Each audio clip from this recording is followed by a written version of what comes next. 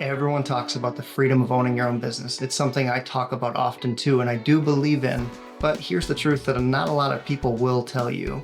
It's a lot harder than you think. And realistically, a lot of people quit before they even really get started. So the glamorous side of owning your own business, that's just half of the story.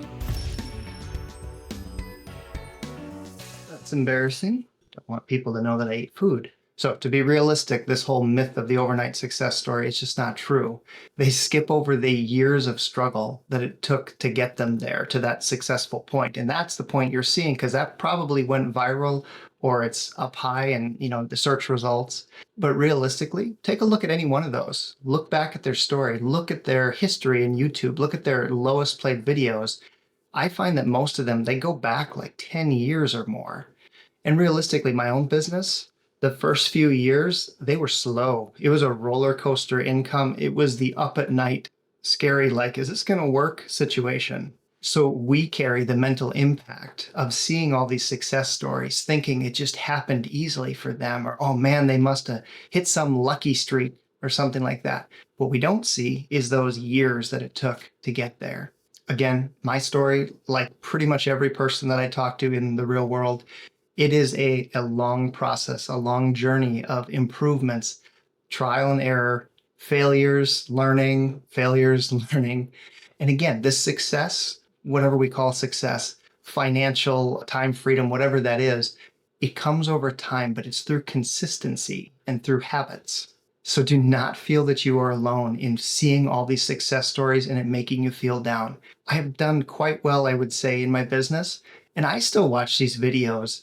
And I'm thinking, wait a minute, I've got all the things that I would ideally hope to get out of a business. And I watch these videos and I feel down like, oh man, that person's doing a lot better than I am. I'm just tired. The days are short. I don't know. Maybe I'm depressed. So you're not alone. The next thing I want to address is that starting a business often means that you're going to work more, not less. So the idea of freedom is often a delayed reality. You're going to be probably grinding harder, working more than you did at your 9-to-5 job. When I started my business of doing web development, online marketing about 15 years ago, it was consistent. It was a lot of early mornings. It was a lot of late nights. And it was that way for quite a while until I could create that time freedom, that balance where things started to churn. They started to flow better. I had a wider pool of clients. And again, it just got easier, but it's delayed. Right now, I'm actually starting this second business here, which is these 24 hours. And the goal of this is to teach people how to do this. But I'm in the exact same spot as I was before. In fact, I'm recording this video at about 5:30 in the morning. So it's still early mornings, late nights, churning out a lot of work, and it's tiring. So I want you to know that you are not alone. I know I keep saying that, but it's true. You're not alone in this. Everyone's going through this. Even the most successful people you see, when they say, hey, I've created something in 24 hours and, made X amount of dollars, like the Olympics, like Olympic athletes, they have trained over and over and over and over and over to have that one moment where they hit that really peak perfection moment. And we capture that and we all glorify that moment. But we don't get to see all of that training. That's just the reality of it. You have to manage your expectations, take breaks, celebrate little wins, pull back, do something different for a little while if you need to, adjust course. All of these things will help you avoid that early stage burnout where we lose about 90% of potential business owners. The next thing I want to address is that the financial insecurity is very real and it's scary. You are not guaranteed a paycheck early on in this endeavor. So there will be financial ups and downs for sure in the early stages of starting your business. This is true for me. This is true for every other business owner I've talked to.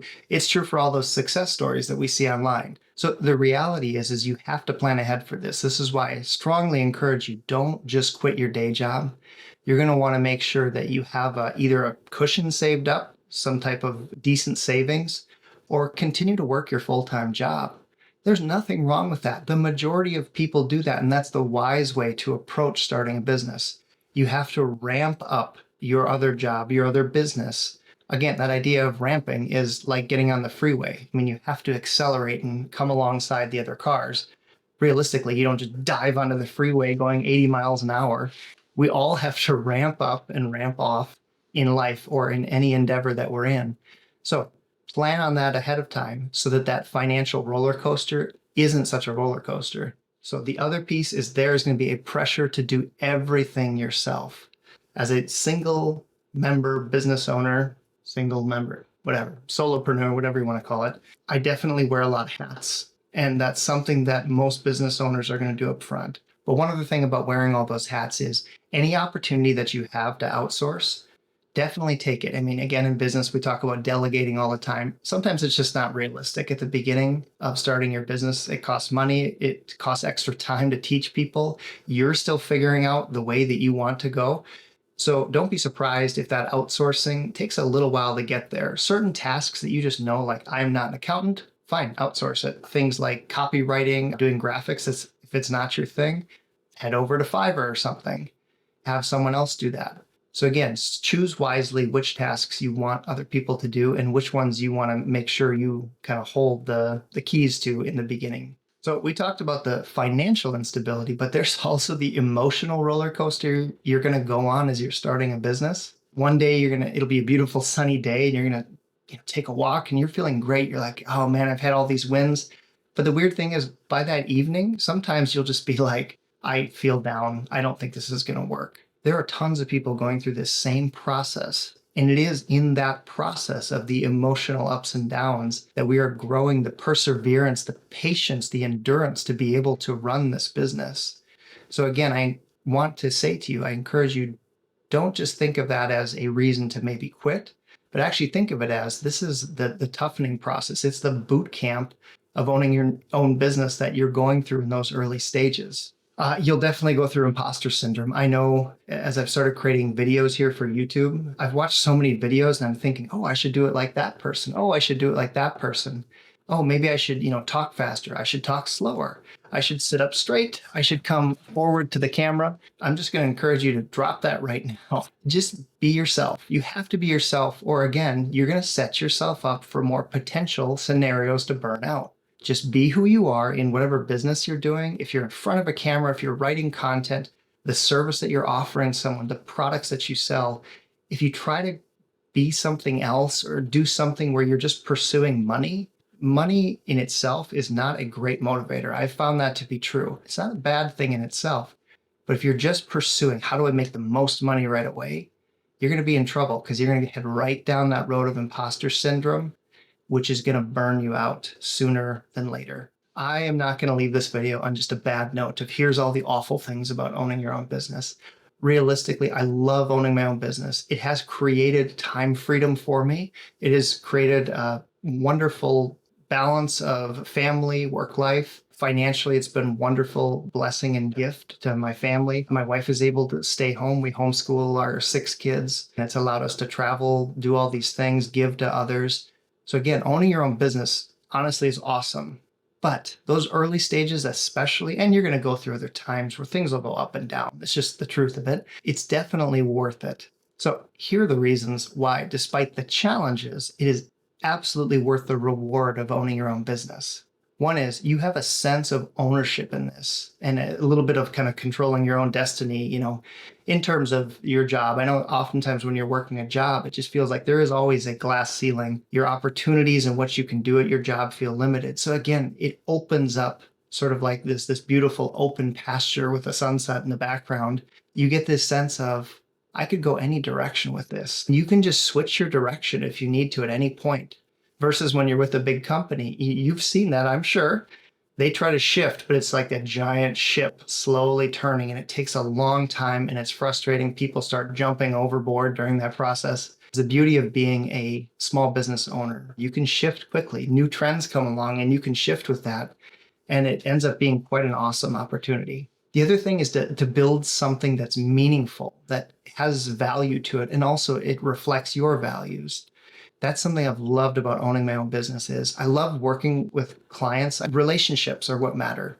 I love connecting with people, hearing about their goals, understanding their fears, their doubts, their ups and downs. It motivates me to serve these people well, to do my work well. Owning my own business has definitely offered me that freedom where I feel like I can go wherever I want with this and I can make it reflect who I am. And the third thing, honestly, it's down to just the little things.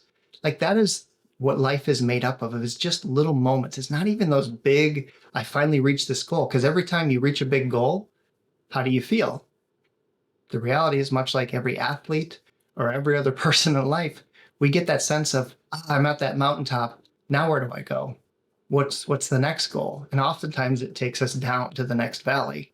But it's the little moments, like my kids being able to come in the morning, they say good morning. They come and show me a picture. I can walk upstairs and eat lunch with them. Having that freedom, to me, that is a successful business, is that you have enough of that time freedom. I'm not opposed to working. Working is a good thing for all of us. Every person that retires ends up depressed or they die early. We were designed to work. And that is why I'm teaching people how to start businesses, teaching them ways to save time, ways to save money in order to get this started faster than I did, so you can get through that really rocky phase. That is where I want to focus on, is that rocky phase in the beginning, to get people to that place where it starts to move and to flow and it gains momentum. Winston Churchill said, "Success is not final, failure is not fatal. It's the courage to continue that counts." Now, again, I love a good historical quote. I've seen that one many times, and I thought, man, that surely applies really well to starting your own business.